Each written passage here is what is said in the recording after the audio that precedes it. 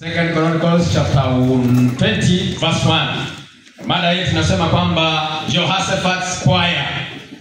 Au kwa lugha nyingine praises as a weapon, kusifu kama silaha. Ambayo huyu ni Jehoshaphat ambaye ni mfalme. Hebu ona vile ambavyo alitumia wimbo kushinda vita. Ona vile ambavyo alitumia wimbo hata kujipatia ujasiri. Ona vile ambavyo alitumia wimbo na akatumia wanakwaya. Kuna watu wengi tuko hapa, we know how to criticize church choirs. We know how to criticize youth choir. We know how to criticize choirs, but we don't know how to sing. Ikifika hata wakati wa kusindua album yao ya kesho ama nyingine, hata shilingi 5 hawasapoti. Lakini katika ile kamati ya kukosoa na kusema wanaimba vibaya, wamevaa vibaya, huko pale. Lakini sehemu ya kuinua mdomo uimbe haupo. Hallelujah, Church of God. Uimbaji wale ambao hamuelewi si rahisi sana. Iwahi jaribu nikashindwa nikaacha. Ukiona waimbaji wamesimama hapa, wameimba wimbo mpaka umeingia kwa studio, mpaka umekuja kwa kanda, mpaka unausikiliza, utukuze Mwenyezi Mungu. Hallelujah. Amina. Usifu nani? Kwa sababu utafika pale kwa studio, wengine wanaziliwa mic, wengine wanaambiwa mnaimba kama chura, wengine mnafanya nini? Yaani wanakufa mioyo, wanatushiwa pale, lakini mwisho wa siku wanasema tutarudie kanisani bila wimbo. Tena wanajicomfort, tena wanaimba, wakienda kushoot wanaambiwa mmekaa kama wafu. Kaa vizuri, inafutwa. Tena yani wanapitia jeshi kubwa training. Wimbo ukija kutoka, hii ni nini walishuti sasa? Hii ni nini walifanya? Si wangefanya hii ni nini? Hapana. It is a process. Ambao kitambo uje kusikiliza mdundo na gonga hapa, wanakwaya hao wamepitia magumu sana. Hallelujah. Amen. Na wanahitaji kutiwa moyo. Kwa sababu kupitia hapo, labda kuna wale ambao Mungu ameona kwamba kupitia kwa uimbaji watafikia wengine.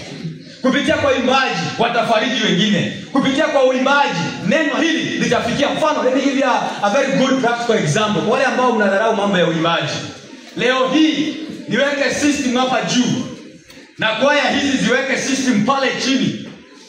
Nianze kuhubiri, waanze kuimba. Watu wanaenda wapi? Kuimba. Watu wanaenda wapi? Kuimba. Mbona wasije kwa mahubiri?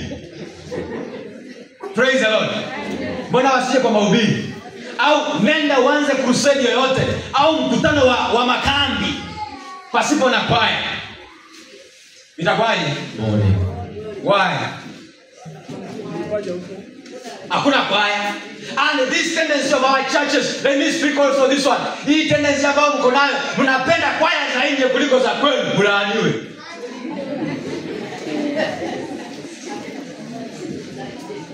Praise the Lord, church. Yeah. Na msemo unaosema kwamba mcheza kwao utuzwa.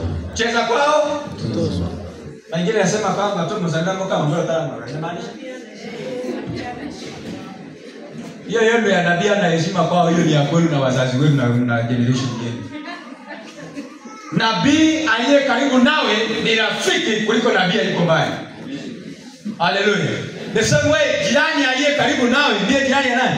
Ndiye jirani yako kuliko jirani ya kwako yule yuko nyumbani. Kwa sababu ukiwa kwa shida, nani atakayeokuwa wa kwanza kuja? Ninaonanga hapa mshiriki akifa, wanakwaya wote hakikisha kama umeenda wapi? Mbona mshiriki ile kubwa ambayo mnapenda ile? Muilete kama muiambie enda pale. Let us have a spirit of supporting our church choirs. Amen. Tuwe na spirit ya kusupport choir zetu zikainuke. Zinapoinuka pia zitakuwa zinapendeza pale nje. Hallelujah. Kwa hivyo tunapobarikiwa na wewe, sijakataa msialike wale wengine, lakini wanapokuja na sisi pia, kwa wale ambao kulifanya lugha ya business, mnaelewa hiyo business language, buying and selling. When I'm buying, you are doing what? You are selling. When we are buying a choir from there, they are also buying our choir. Hallelujah. So Jehoshaphat akatumia wimbo huu kushinda vita. Vile ambavyo wengi wetu, kitu ambacho kinaleta faraja, kinatufariji katika familia zetu ni nyimbo.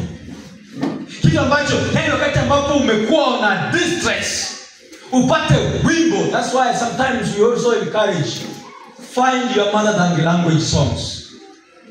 Hallelujah. Find lugha ya mama. Wale vijana mko hapa mnajipendekeza eti ni bondao. Endelea kukua kwa mtao. There are things you will miss forever and ever. That first language, hata hivi vile ambavyo tunasoma kwa Kizungu na kwa Kiswahili, kwamba kutoa kwa Kikisia ama kwa Kijaluo ama kwa Kikuyu ama kwa lugha nyingine, inaleta maana fulani. Inaingia. Na wimbo huo unaingia. Mfano there is a song always I love. Haiko kwa Kikisia, haiko kwa Kiswahili. Wageno wakioda lambo.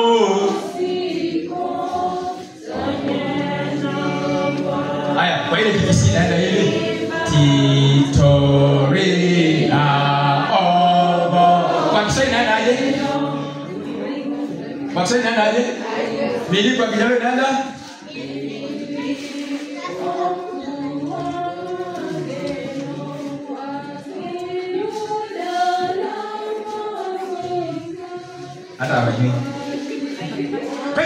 There are things you will miss to understand them usipokaa makini kuzielewa. Amen.